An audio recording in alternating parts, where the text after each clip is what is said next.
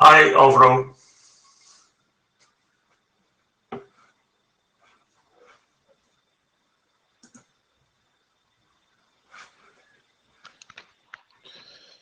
Hey Ronald, hey everyone, how are you? I hope you're doing great this last afternoon of the IETF week. Yeah, for me it's almost like the first afternoon because I was busy with some other meeting most of the week. Unfortunate collision.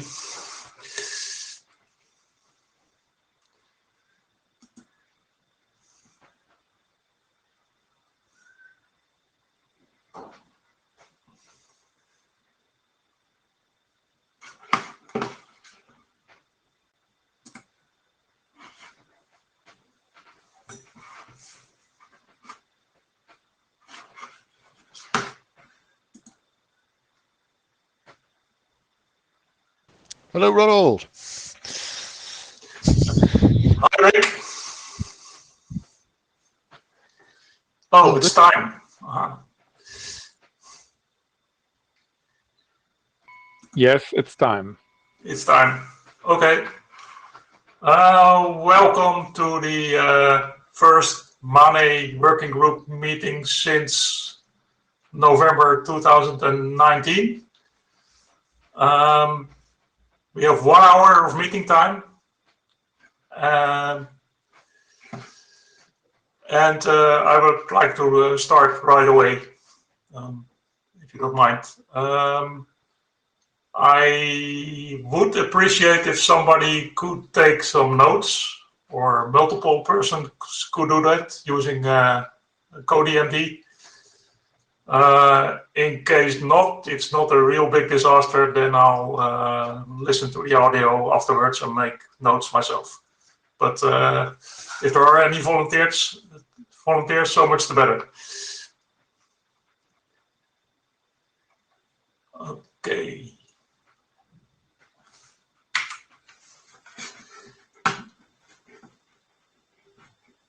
Now, how do I? So.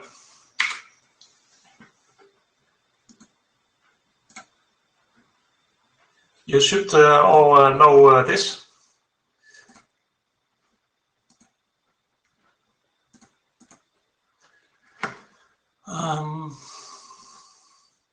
I've lost my screen.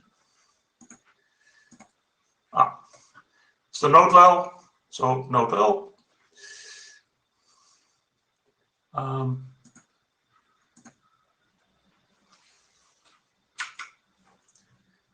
This session is being recorded, and this is the agenda that we have for today. If there's anybody who likes to change the agenda, add something, add the order, or change the order, then I'd like to hear it.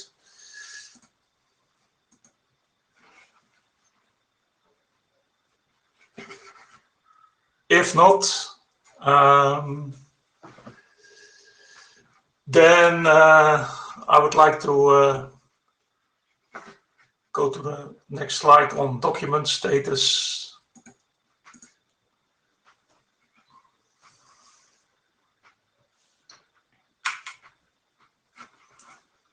Sorry, I haven't done this before. We have 2 RFCs that have been published since our last meeting in Singapore. That's why I mentioned them for completeness. Then we have a couple of working group IDs that have been in last call for a very long time. I do apologize to the authors. I was going to review them. Lou Berger is going to go into this the status of these working group accepted and in last call internet drafts in a minute. We also have a personal ID from Lou Berger that was brought up for adoption by the group. that has also been lingering for a long time. And I think that Lou will say something about that one as well. Then we have some recent new ideas submitted by Henning Roker that he's going to present. And I think that Henning, if you can keep it a little bit shorter, then we have some time to discuss whether or not we will keep this as separate documents or whether there's any benefit in merging them. I will try to keep it short. Okay, thank you. Then I would like to stop sharing.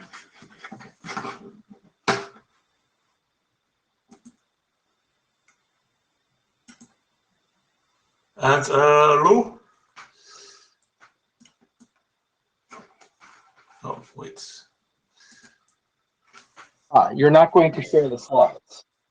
Then give me Okay.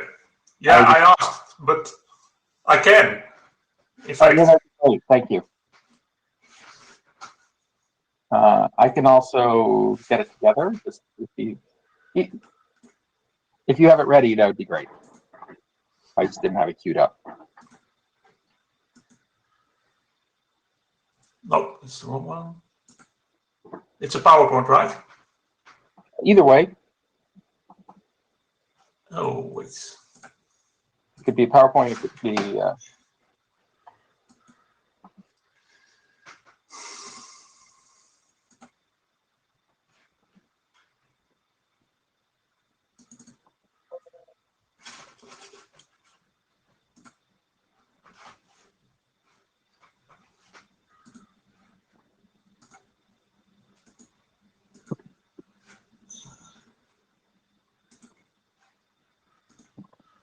it says screen sharing is being started. Oh, thank you.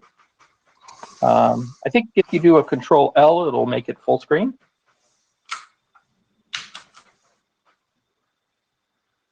Did that work? It's okay, we'll keep going. So next slide. So as Ronald said, I'm going to talk about these extensions that have been hanging out for a really long time. Next slide.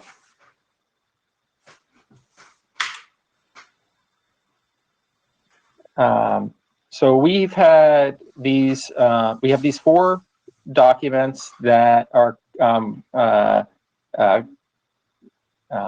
quite old, and the whole topic today is to just remind people where we are and agree on next steps. From a history standpoint, next slide.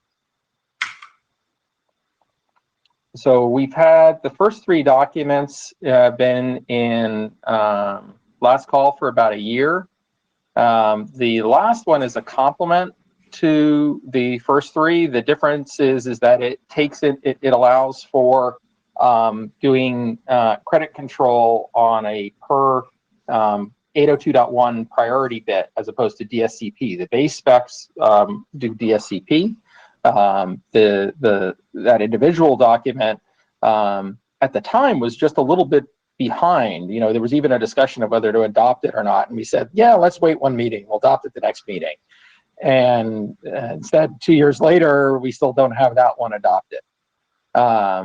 And yeah, you know, obviously the adoption call originally was started by Stan, and you know, we had that history, and so it's a little understandable why things have slowed down. But we really want to figure out where we go next. I do have next slide, please. I do have backup slides that go through the work to remind the working group what it is. If we want to do that, I'll defer to Ronald on that.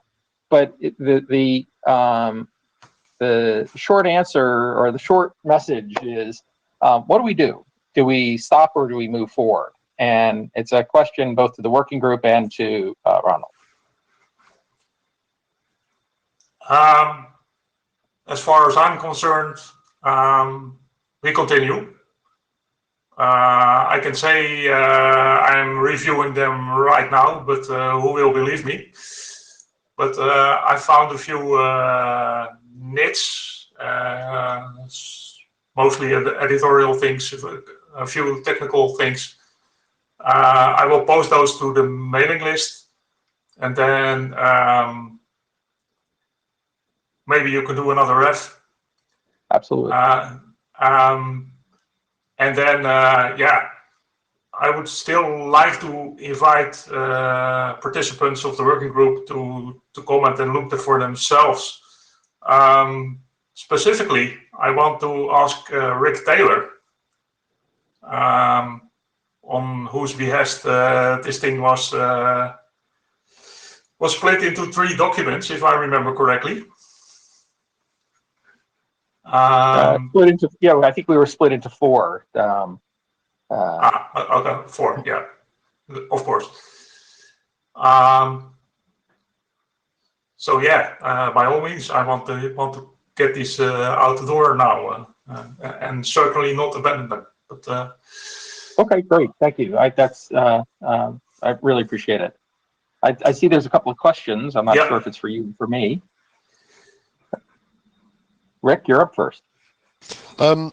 Yeah, I fully support these. I'm all in favor of the split that's happened because I think it divides the documents into a piece on flow control, a piece on generic handling of flows to a destination, so splitting the concept of a link between 2 modems within the network into the flows, because there are software-defined radios are doing smarter and smarter things, and we all have pretty much come to the conclusion that flow-based routing is the future. So yeah, I think the merge is good. I want to say let's adopt the 802.1 priority flag document as well. It works very well as we sort of touch on layer 2. Otherwise, the IEEE will come up with their own TSN-based thing, which won't quite work with our models. And it's not a biggie. Let's just do it. And I promise to read and review them. Great. Thank you. Rick, thanks. And specifically, I want to ask you to look at the drafts with the link ID RFC in mind. The link identifier, because I want to see if this draft is still congruent with the link. I had it in mind when I was writing the link ID. So the concept of a link identifier and the concept of a queue identifier are orthogonal, but they won't trample on top of each other as well. So I'm really hoping it fits together, because both of those extensions were discussed and developed at pretty much the same time. We just happened to get link ID out the door first. So yeah, right. Yes, I will do. It talks about MAC addresses all the time. So I really appreciate that comment, because Henning privately had asked me about the overlap, and my head wasn't quite in the spec at the time, so I was wavering a little bit. But I think this slide really shows the difference is that in the current set of documents, and by the way, the Ethernet is pretty much the moral equivalent of the DSCP, the diff-serve hook field. But in this one, it's really as Rick said, it's about queue identification, which is a little different than about link identification. In particular, we might have multiple DSCPs or multiple priority bits that map to the same queue, and you don't want to have multiple links there. Although we did talk about the notion at some point, Rick, you and I had talked about that there's really a need for an extension that takes into account the sharing of resources of contention, but we don't have that today. And this is doing it not for the channel, but for the router. I'm sorry, the modem queues. So yeah. I really appreciate you saying that. Thanks. Okay, Henning. I had the feeling when I saw link ID that it was just an arbitrary way to split some what's behind a MAC address. So I must admit I have not worked on the flow control very much, because we had quite a lot of issues implementing some kind of prototype, and without testing this with real radios and routers, it's quite difficult to get a good opinion on the drafts. So I think we could also use some suggestion how to implement this, not on the radio, but also on the router side, because there are a lot of half-baked solutions that work a little bit, but when you look more into it, they present a lot of problems. Right.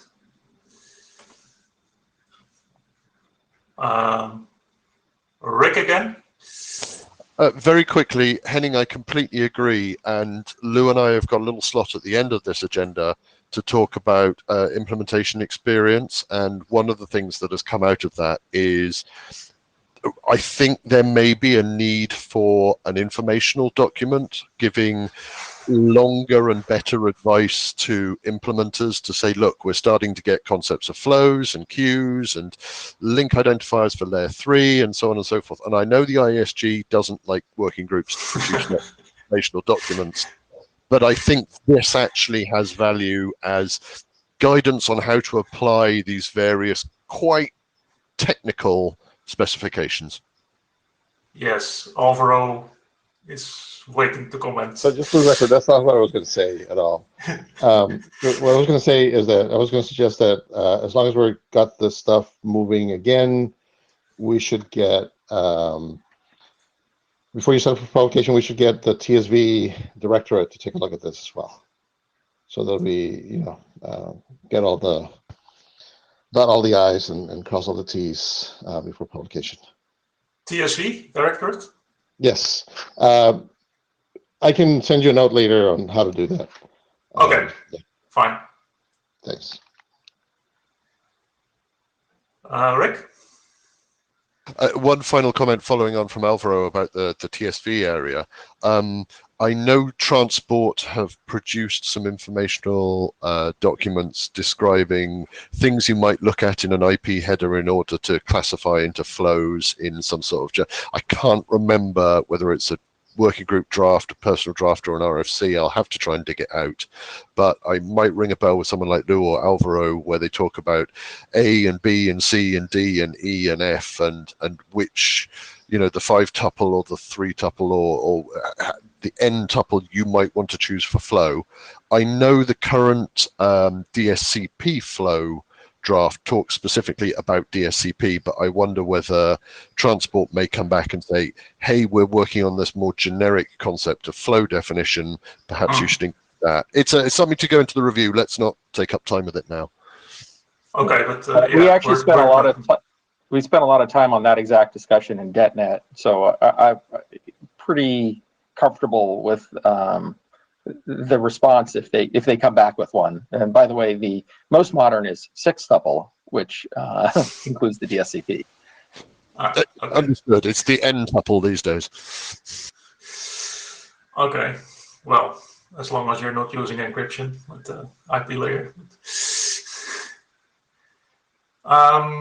Lou, do you want to? Oh, there's Rick. Are you still wanting? Rick and Henning, do you still want to comment? Just some comment. I was not talking specifically about signaling in the user traffic, just that we try to implement on the router side some mechanism to stop a flow until our router side of the DLAP protocol says, you are allowed to send another 100 bytes, and we found no good solution for this. This whole signaling is the easy part. I think with complex flow, to integrate this into a router that we have control over the single flows and can say, let's not transmit this flow, but the other flow is allowed to transport some data. This is a problem where we didn't find a good solution within the existing stuff like Linux. And if you easily do this, then all the signaling is meaningless because we cannot apply it on the router side. Rick, very quickly. Very quickly, might I suggest those topics are being tackled in the RAW working group, which is, it's still routing area, but it's looking at extending the deterministic networking model to wireless links. And deterministic is a very soft concept. Initially, it's about hardbound latency, but some of the techniques being worked on there may well apply to just trying to increase stability, for whatever you mean by stability. Right. So I wonder whether that's out of scope here and is being done elsewhere. Yeah, and however, I understand what Henning means, but I doubt if there's any role for the IETF to play. It's implementation, right? So just to respond to Henning's point, I agree with Ronald that it is implementation. It's not part of standards. That said, the PPPoE implementations that have been out there solve this problem. At worst case, you could take that similar approach. You really don't want to come up with, they used, I think, a custom Linux driver. You could certainly do that. Have you looked into that, Henning? We have someone thinking about writing a custom flow discipline to allow some stopping. There are ways to slow down a flow, but just with some bits per second, but not about this mechanism that says stop this one and continue it later. So maybe writing more Linux kernel code might be the only way to do it. Yeah, I haven't looked at all the TC disciplines sufficiently to know whether or not there's a TC discipline that you could you could control adequately to implement it. But yeah, that's sort of where I would start before going into the writing the custom driver. Lou, in the interest of time, do you want to continue with your backup slides, or? No. You've covered the main point. The main point is progress, and I thought this slide was just good because of the comments Rick was making. I'm done. Thank you so much. I'm going to leave the queue and mute myself. Okay, then I'll try to bring up Henning's presentation. Just a moment.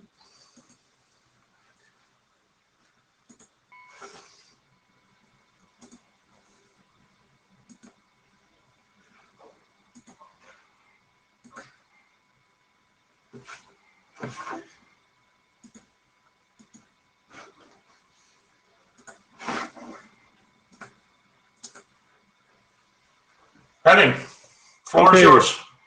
Yeah, I started at the beginning of this year to send a few drafts to the IETF for more standardized metrics, because the software-defined radios we have out there can deliver quite a bit of information, and we have just started to do some basic metrics in DLab, I think. So, next slide.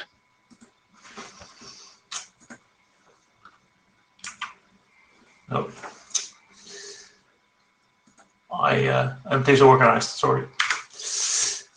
So I started with purely metrics that are based on the physical layer of the radio. I have stuff for other things, but I will come to this later. So next slide. So I have three drafts at the moment that could be adopted. The radio band draft is in revision 2, but the changes between revision 0, 1, and 2 were minor, so there has not been a lot of added. There have no added content, just some details and wording change based on external and internal feedback, and 2 other drafts. Next slide. The radio band draft is just about telling what radio frequency resources the radio is using. So you can use this for getting some kind of spectral efficiency for a metric value, or maybe just check it back against a list of frequencies that are good to use, or maybe some that you know that are not that good to use because there has been report of some jamming from other devices. So I think this has some overlap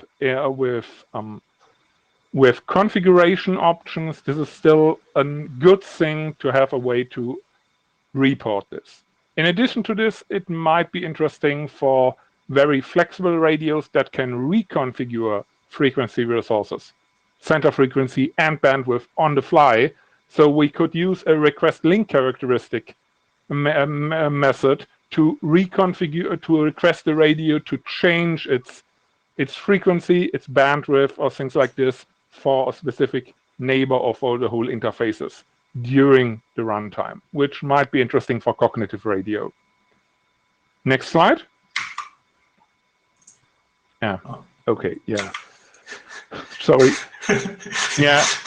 So Yeah. channel utilization just reports what the channel has been doing over time in Shall 4 I expand this one? categories. What? No. Yeah. That's So that was one too much. So it's just about what has happened with some timer counters that start at an arbitrary point and go off to infinity. So you can say what is happening, how much of the radio channel is free, how much have you been transmitting stuff, how much have other been transmitting stuff.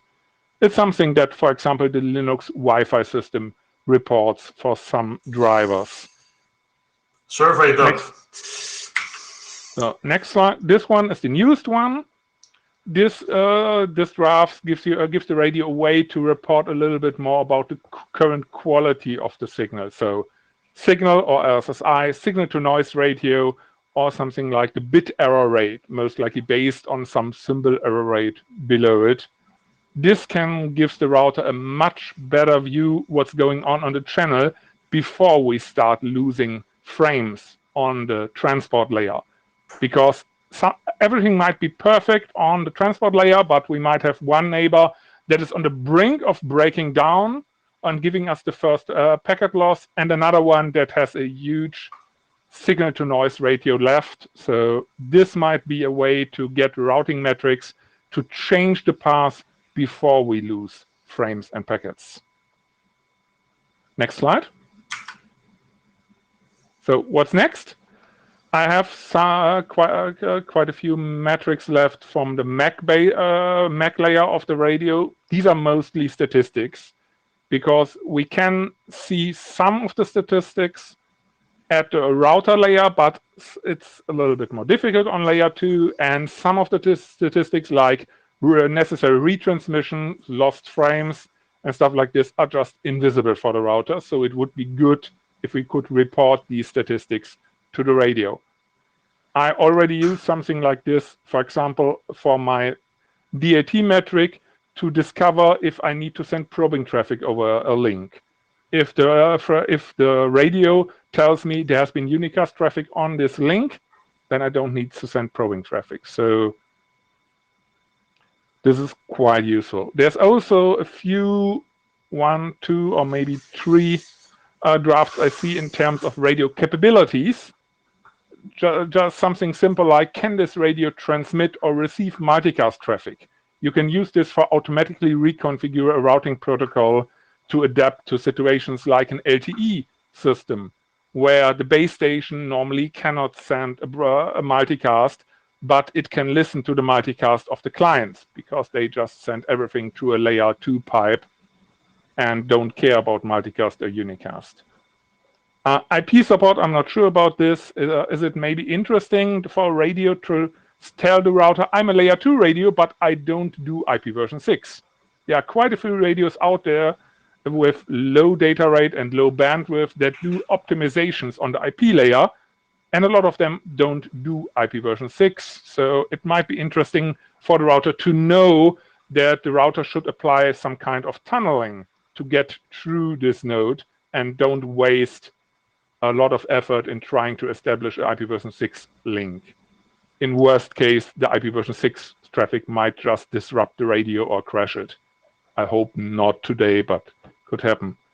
The last thing which I have been using is something I call service discovery, a way for the router to discover what kind of additional local services the radio provides, e.g. a voice over IP endpoint where I can connect to a voice communication channel. What we've been doing there is just that the router can provide an IP port combination for a local DNS service or the radio, and then just use DNS-based service discovery. I don't want to reinvent the wheel with service discovery, so this is just bootstrapping the other side, telling, hey, you can query me what kind of IP services I provide to you. May it be netcont, restcont-based configuration ports, may it be HTTP ports for management, may it be VoIP endpoints. So next slide. Oh wait, Rick has, I think, an answer about a question about this. Very quickly. 2017, I pushed out a personal draft on service discovery with DLEP. I came to the same conclusions with you that initially I was trying to invent DNS service discovery, but I'm very happy to collaborate on that. It should be reasonably simple to do. We have an implementation for this, and we used it for more than a year to do to use DLEP for something else than radio to router communication. Yeah, just some quick bootstrapping of services on the other end without having to implement something fat at layer 7. Okay, yeah. I'm happy to collaborate and help if you want. Yeah, sure. Okay, why not earlier? Because most of these metrics have been there for quite some time. Just easy. We had implementation troubles getting something more complicated done than very simple metrics and doing something useful with it. It's similar to the flow control. I think if it's the flow control, there's a generic difficulty to do this in most operation systems.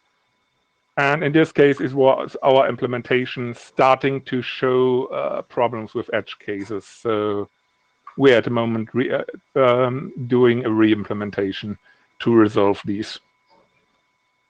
So next and final slide. More questions?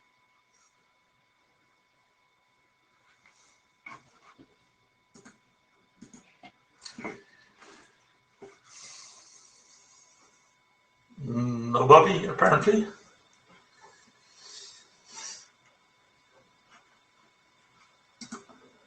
Then, okay, you gave us a sort of a look ahead of what's still coming, what we can still expect. But concentrating on the 3 PHY related drafts for now. What does the group feel that we should do? There are all short or very short drafts. Maybe they are not. They can be fleshed out a little bit more. But ultimately, should we keep them separate or merge them? Up to Salon.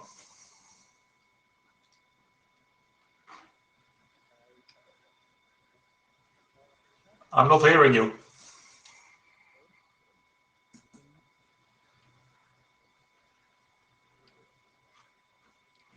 You have to activate your microphone.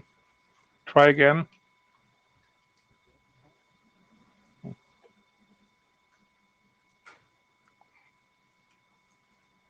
Okay. Rick, maybe you go first then. So talking about whether to merge these documents into one or to keep them separate, my suggestion would be this should be guided by the implementation, really. So if one of these documents introduces an extension, and you expect an implementation to either implement this extension or not implement this extension, if you're implementing radio properties, then if you can see that a radio vendor or a router vendor would say, if I'm supporting radio signal strength, I should probably also implement the other properties that I'm getting out of the bottom radio layer. Are these logically the same thing? So I can say I support extension number 7 radio link characteristics or whatever you want to call it. And so I would use that as the guide for whether these are all the same document or not, because really I believe you want one document per extension type. It makes more sense. Per extension type, yeah. At the moment, there are 3 different extensions because I felt they are not that much connected. It depends highly on what kind of radio we are talking about. In theory, a lot of radios could provide all of them. The signal strength might be a little bit different, but something like bit error rate. But some radios just say, we don't have these values. And so I'm not sure if it's a good idea to merge them into a single extension point. They are short enough that they could be still in a single document, but I didn't I kept one document per extension point at the moment, and I'm not sure how much we should merge them. We don't gain a lot if we merge them. Okay, thanks. Abdul Salam? Oh, he removed himself. Lou? I think that having one document per extension, or one extension per document, makes a lot of sense. And I think Henning just made a good argument for why these should be 3 extensions, Okay. and thereby 3 documents.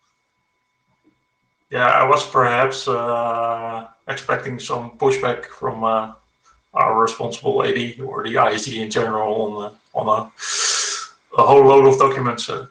We got a 16-bit value for extension ID, so I think someone has already feared that we might generate a few more of them.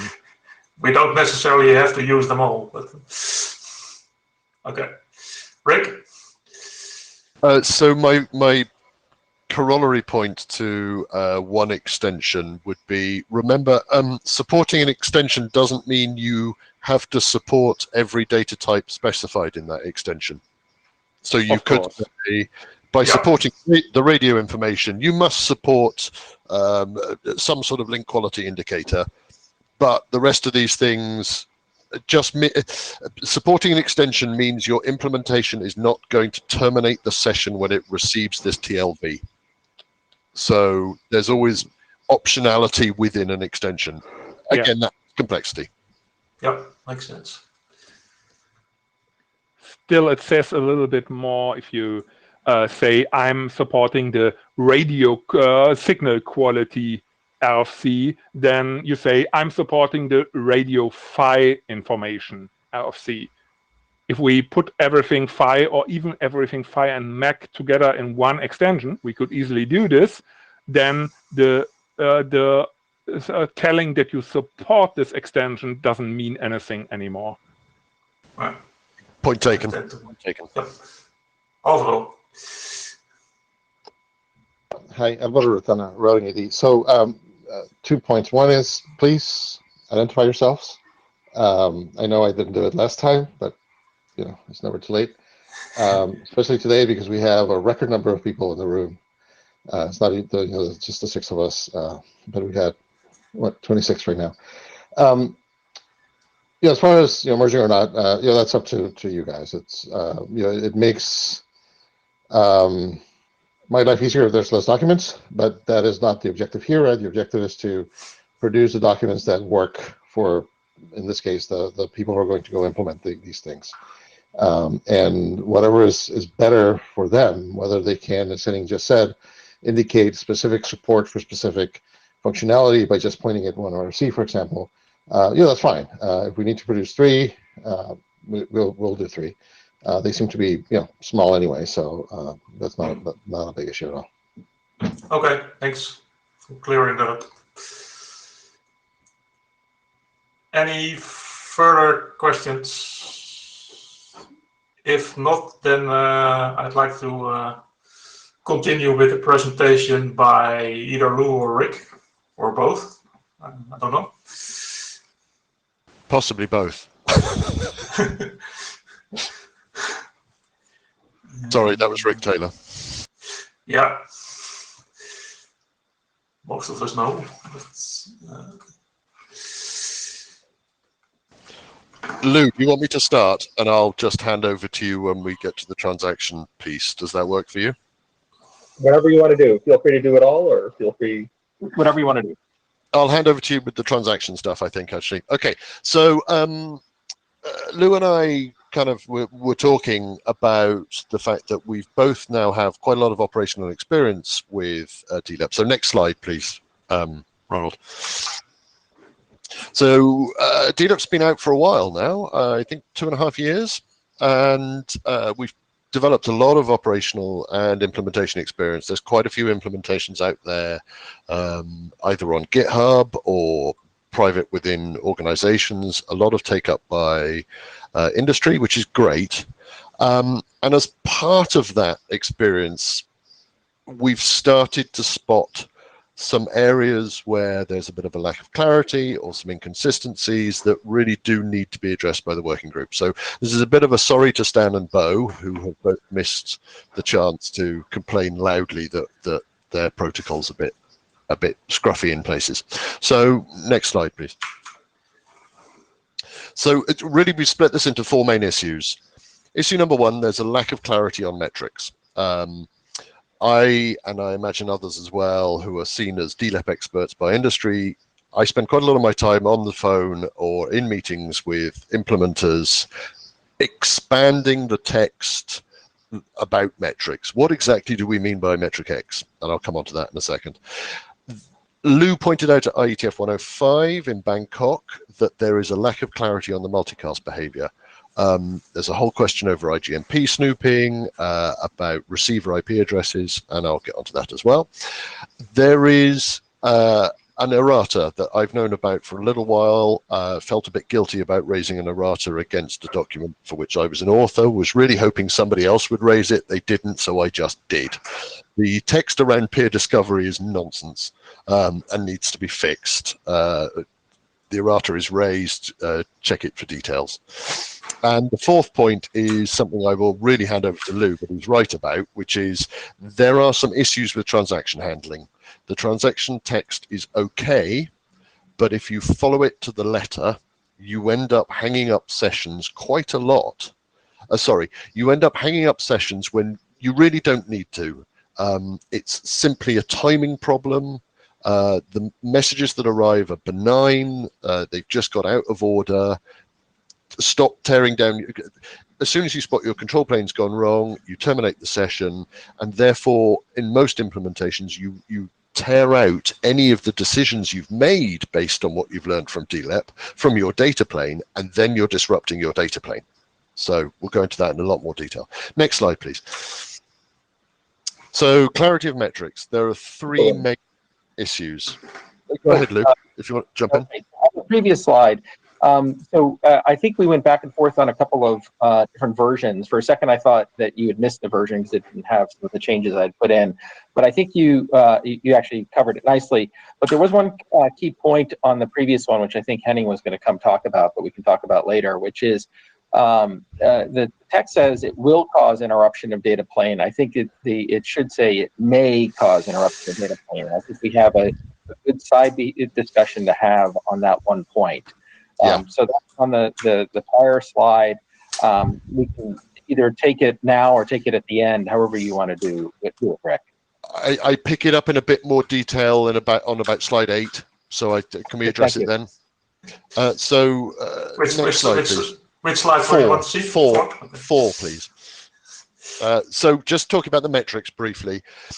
3 key metrics are problems. So these are the core metrics. So the maximum data rate, it's just not clear to implementers that this is the maximum theoretical data rate on a link given the current configuration. So the classic example being 802.11. If you're in mode B, your maximum data rate is 11 megabits per second. Your current data rate is whatever's happening due to environmental effects and channel congestion, etc., but your theoretical maximum is 11. That's just not clear enough in the text. Equally, relative link quality. Nobody really knows what it means. There's a lot of hand waving in the text saying, oh, it's a sort of general measure number between 1 and 100. And yeah, it's not good enough. And really, we need to tighten that up. And resources also, it went in as a good idea, but it's a bit half-baked. It's the only metric in the spec which is actually a property of a node rather than a link. So is it the resources at the modem? Is it the resources at the router? Is it the combination of resources at the platform, let's say, the other end of the wireless link?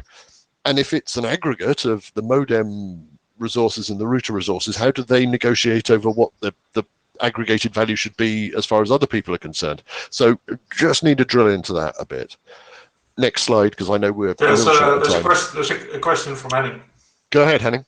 just as a comment to relative link quality, now you know why I fought tooth and nail to get this thing optional in DLab, because it was for a long time a mandatory metric. A mandatory metric that had a special value that means I don't know. It became optional, so we can at least ignore it.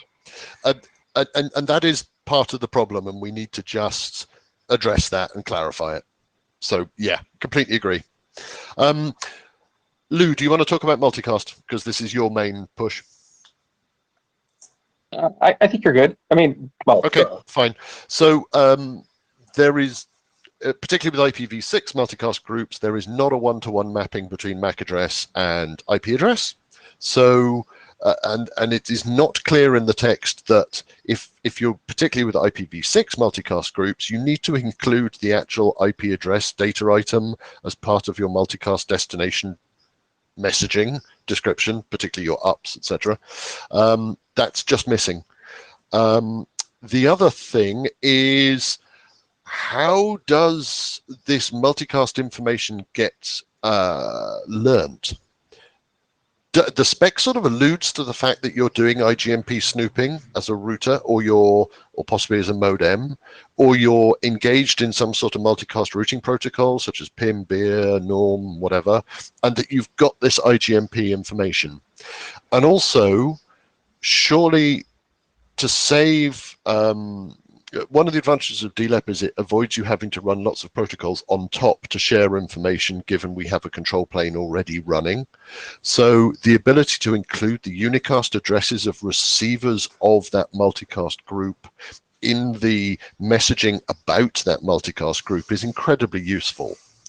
It does raise questions of how is that learned and how is that updated. So we really need to think about that. And also, we gloss over the whole IPv4 broadcast, all the Fs, MAC addresses, link layer broadcast capability. We sort of hand wave it away and say, oh, it's multicast of some sort. And that just needs tightening. Go ahead, Lou. I guess I really should have looked at the final set of slides. So first of all, Alvaro, this is Lou. To be fair, Rick did the slides this morning, and we were iterating while I was chairing a session. So I really do appreciate Rick putting something together here. So on the question of may require the modem to do IGMP snooping, I actually fully disagree. The RFC 8175 Appendix C3 says that the modem the router should be doing destination announces, and that the modem should be listening to those. So I don't think any snooping is required. I don't think any protocol awareness is needed by the modem. I think the RFC is unambiguous that the router should do destination announces for the multicast groups it's interested in. So okay. I strongly disagree. I mean, and with that, there should be snooping or BEER, PIM, or NORM or whatever stuff going on. But again, you're referring to a non-normative appendix, and really that should be clarified and made perfectly obvious in the normative text. I think the normative text does say, this is typically the exact text wording, and this is from memory, so it's bad to say exact. My memory of the text is that it says in the normative part that this is typically used, the destination announce message is typically used to support multicast addresses. So the normative part says multicast. The example, the informative part gives an example of what is meant by the normative part. So I think it's completely unambiguous. Now that said, I'm perfectly happy to have an informative document on it that goes through it, particularly on the up and update side. I think it is ambiguous what happens there, and that was the discussion of the 105 presentation of whether or not the unicast endpoints are identified in the up and update. And I think that is a good subject of an informative document. So our net, the end result is the same as what you said, which is it would be good to get an informative document covering this. Agreed. Okay, so next slide, because I'm watching the clock. Yeah, so am I. So sorry, Henning, can you? Okay. Thank you. Because the fourth point is the big one. So next one is this one. Sorry, this is the big one. So the transaction sequencing. There's a section in RFC 8175 which goes into reasonable detail about the request response transaction model. Basically, when you send a request, if you get a message which is not your response about the destination, this is scoped by the destination on which the request applies. If you get a response, if you get a message back that is not the response you were expecting, you drop into a session termination state. And this kicks off the whole tear down the data plane. On the face of it, this seems perfectly obvious, but, and I'll go to the next slide because of time, if you don't mind. There are 2 or more classes, and we've spelled out about 5 cases where this can happen legitimately, simply because of timing.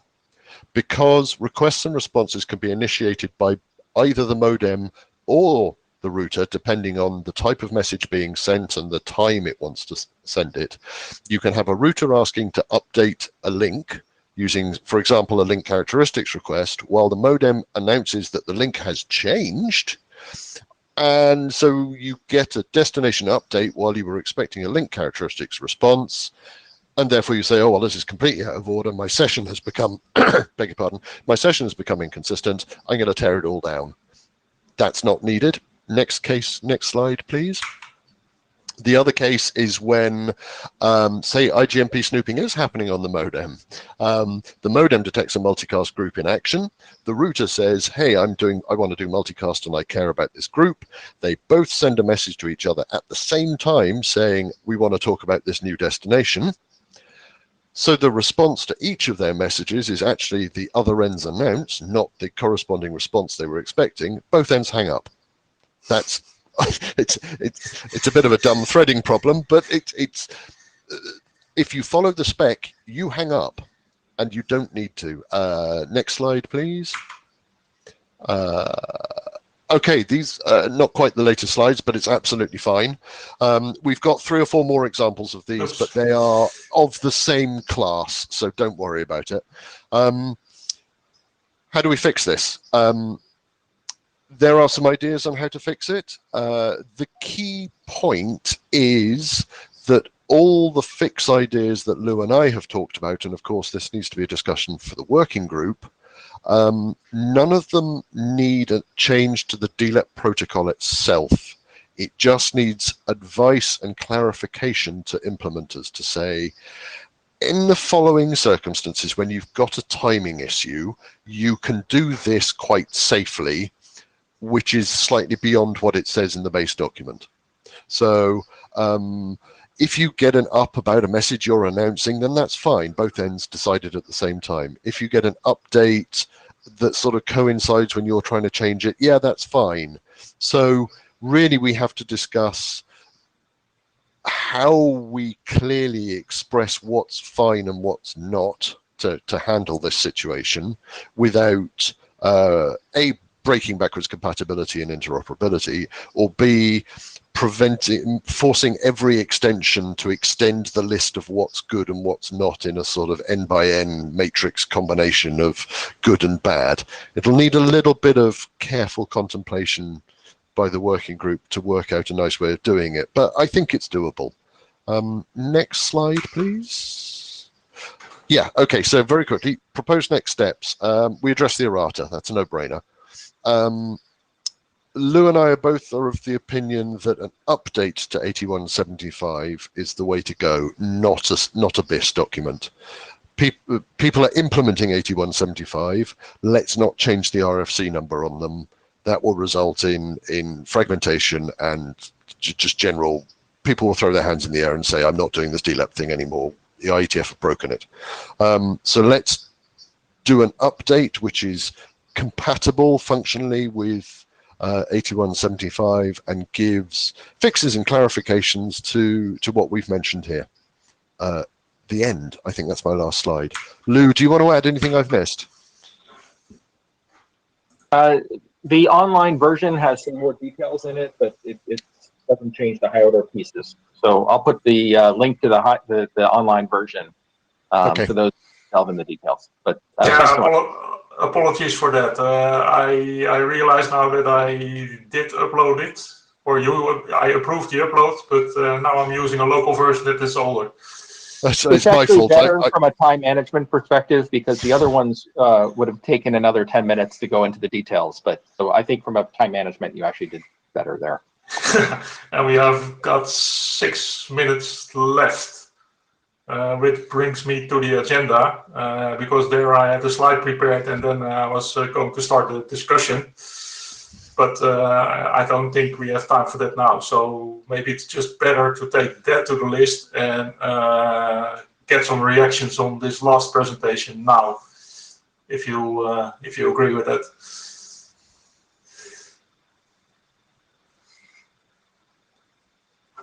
Henning.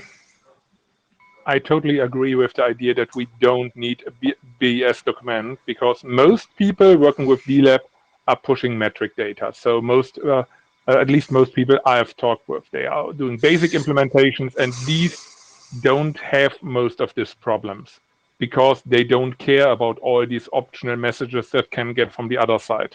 The basic DLAB that a lot of people are working on is a radio pushing metrics to the router. We should not break this with a completely new, or that we should find a way to give people more guidance on the more complicated issues. Okay. I do have a question, Rick. Do you see this update document as an informative document or still standard correct? So, Rick Taylor here. This is a discussion where I bow before our AD and other ex and current ADs such as Lou for their advice. Lou, you introduced me to the concept of a formal update. Do you want to clarify? Sure. So this would be proposed standard. An update technically is something that an implementer of a base document should go read when they're doing an implementation. And yeah, that's a subtlety that some people may not understand, but it does, an update also should not change the base protocol operation or base protocol formats. And we're not doing that. We're just changing sort of some of the error case handling and error path handling. I think there's a precedent in this working group with some update document having been done for RC 5444. Maybe Henning remembers. Okay, Abdul Salam, can you speak now? Yes, can you hear me now? Yes. Welcome. Hi, welcome. Thank you, Ronald. Regarding the DLIP protocol, I've been before participating regarding this. Usually, before I remember that they either we wanted to do the messaging as a special packet messaging of Manet, or a message which is simpler for DLIP itself. So as the protocol 8175, the message is a DLIP message. It's not a Manet message format. So I suggest maybe the Henning's draft that if we are looking at frequency and the bands and all more metrics that is more little complicated or important for the router, maybe we need it's better to have a message format which is the same message format of the Manet routing protocols that we already standardized. And I think Henning already he knows about OLSR and he works a lot on that. And regarding also our DLIP protocol is using the TCP. What about UDP messaging? You know, Abdul Salam, thank you. Sorry to interrupt you, but we're really running out of time. So can I suggest that you take your question to the mailing list? Yes, okay. Thank you. Henning, final words? Yeah, a comment to what Abdul Salam just said. Hell no. I suggested this, I think 3 years ago. We discussed this in detail. We decided to go one way. Okay. Let's not revisit this discussion, please. That's 3 years too late. Right. So now we are really out of time, almost. So thanks to all the presenters. I had some things in mind for future work, but I'll take that to the list. And I'm quite happy to see such a large number of attendants. So thank you again. And I think one more session slot left of this IETF. So maybe go there or go to Gather Town and have a virtual beer. Thank you. Thank you. Thanks, Ronald. I just wait until we are killed.